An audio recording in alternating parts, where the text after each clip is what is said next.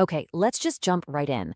Welcome to this explainer. If you're listening to this today, there's a really good chance you are an exhausted parent. You absolutely love your kids, but man, you're running on empty.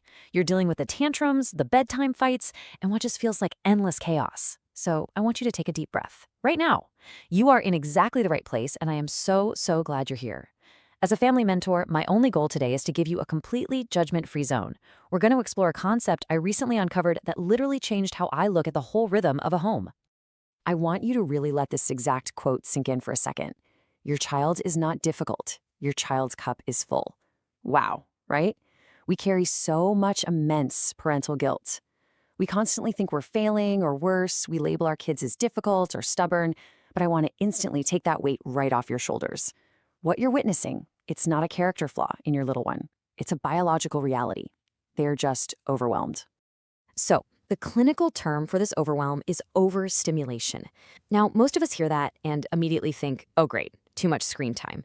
But actually, screens are just a tiny piece of this giant puzzle. Overstimulation happens when a child's nervous system receives way more input than it can actively process. Think of it exactly like a physical cup. Every single sound, every flashing image, every abrupt transition, every instruction, it all pours a little bit of water into this cup. If the environment is loud and constant, well, the cup fills up incredibly fast. By 3 p.m. it's full, and by 5 p.m. it literally explosively overflows. And that messy, exhausting overflow, that is what we call a tantrum. So what do? Well, the absolute crucial point is learning how to manage that cup. Japanese parents approach this exact biological challenge by doing something incredibly simple. They just watch the water level. Now listen, Japanese parenting isn't some magic cultural superpower. They don't just naturally have better or quieter kids. What they do have is a simple, highly intentional environmental design. They deliberately construct their homes and routines to prevent the cup from overflowing before the water ever even reaches the brim. To do this, we have to look at the 5 hidden streams that are pouring into your child's cup every single day. Background noise, visual clutter, abrupt transitions, no empty time, and apparent stress. I'm going to gently guide you through an audit of your own home right now. Again, we aren't here to judge. We're just observing the invisible streams that might be causing your child to drown in sensory input without you even realizing it. All right, let's dive right into stream number 1, background noise. Think about the background noise in your house at this exact moment. Is the TV always on? Is a smart speaker playing? Is a phone constantly buzzing? Your child's brain is being forced to constantly filter all of that out without any rest. And every single sound costs them a tiny bit of precious brain energy. Now contrast that constant hum with the Japanese home, which is highly intentional about sound. They're quiet. Not, completely silent like a library, but pleasantly quiet. The TV is off unless someone is actively watching it. Conversations happen face-to-face at a really gentle volume. By just turning down the overall volume of the house, that first stream into the cup stops flowing. Moving right along to stream number 2, visual clutter. Okay, I want you to mentally walk into a typical child's playroom right now. Picture it. Count the colors, the toys filling off the shelves, the loud posters on the walls. It is an exhausting explosion of visual information. And this number right here is vital. 200. Every single object your child's eyes land on requires a micro-decision from their brain. Look at it, process it, ignore it, move on. If a room has 200 scattered objects, it demands 200 exhausting micro-decisions before they've even sat down to play. Their cup is filling up just by standing in the room. So, a cluttered room demands hundreds of these tiny, draining choices. But contrast that with a Japanese child's room. It's often almost entirely empty. We're talking a futon, a small shelf with maybe 5 or 6 carefully chosen toys, and a window. That's the whole shebang. And it isn't because they can't afford more stuff. It's because they understand this absolutely brilliant truth. An empty room is not a sad room. It's a calm room. And a calm room makes a calm child. By clearing out the clutter, the second stream stops flowing. Okay, up next is stream number 3, abrupt transitions. Every single time you yell out, okay, time to go, without any warning, your child's nervous system experiences a literal shock. They were deeply absorbed in building a tower or drawing, and then bam, the rhythm is totally broken. It's like a small earthquake inside a brain that just isn't built to switch gears that fast. Park, to car, to store, to home, to dinner, to bath, to bed. Most Western children experience 15 to 20 of these sudden shocks every single day. Just imagine being yanked from one reality to the next entirely unannounced 20 times before the sun goes down. It's chaotic, and water is just gushing into their cup. But let's take a breath because there is a way to slow this down.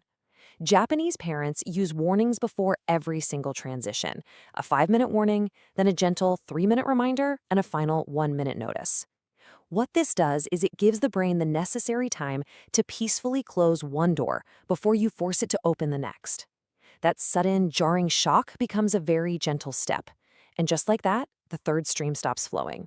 Which brings us to stream number 4. And honestly, this is something so many of us in modern society are guilty of: no empty time.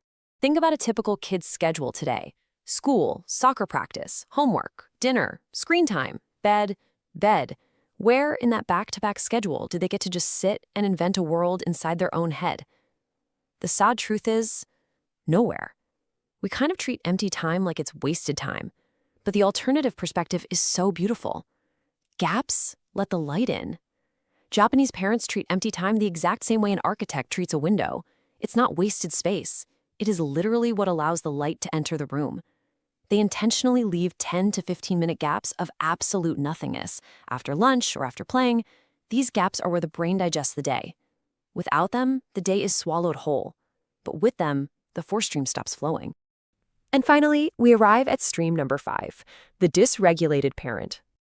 Now, this is the hardest truth to hear, and I say this with so much love and compassion, okay? But it comes down to a neuroscience concept called co-regulation. Simply put, your child's nervous system does not regulate itself. It borrows its state directly from yours. A stressed parent, rushing around, tight shoulders, shallow breathing, is pouring anxiety right into their child. But Japanese mothers, they intentionally build slow, empty days to deliberately settle their own nerves.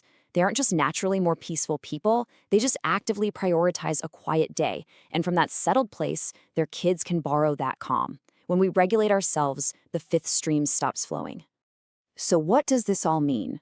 Well, that brings us to the absolute core takeaway of this entire explainer. A cup that never overflows produces a child who never melts down. It really is that simple. When we manage the background noise, the visual clutter, the rushing transitions, the lack of empty space, and our own stress, we are quite literally just pouring less water. There is absolutely nothing left to make the child explode. So I've got a challenge for you, and it's highly achievable, super low stakes. Pick just one stream. Just one. Implement a tiny change for 7 days and just watch the cup stop overflowing. Turn off the background TV for an hour a day. Box up half the toys in the playroom for a week. Start using those 5, 3, and 1-minute transition warnings. Or honestly, just find 5 minutes of total stillness for yourself, breathing with your eyes closed in another room. One stream, 1 week. I want to leave you with this one final, provocative thought to carry with you. Which stream are you going to slow down today? Just remember, the problem isn't your child. The problem is the cup. So be patient with yourself. Be totally present with them and trust the quiet. You've absolutely got this. Welcome home to a calmer way of living.